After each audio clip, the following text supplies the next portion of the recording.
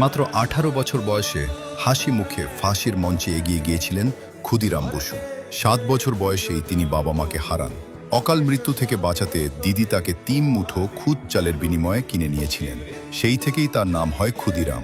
দেশের জন্য বড় হয়ে তিনি যোগ দেন অনুশীলন সমিতিতে। এরপর অত্যাচারী ব্রিটিশ ম্যাজিস্ট্রেট কিংসফোর্ডকে হত্যার দায়িত্ব পান ক্ষুদিরাম এবং প্রফুল্ল চাকি।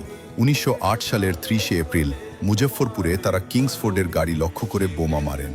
কিন্তু দুর্ভাগ্যবশত সেই গাড়িতে কিংসফোর্ড ছিলেন না। বোমার আঘাতে মারা যান দুজন ব্রিটিশ নারী। ক্ষুদিরাম খালি পায়ে 25 মাইল হেঁটে পালিয়ে গেলেও শেষ পর্যন্ত এক রেল স্টেশনে ধরা পড়েন।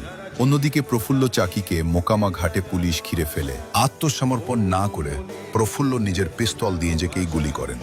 ব্রিটিশরা এতটাই নিষ্ঠুর ছিল যে শনাক্তকরণের জন্য প্রফুল্লর মাথা কেটে ক্ষুদিরামের সামনে আনা হয়েছিল, কিন্তু ক্ষুদিরাম ভাঙেননি।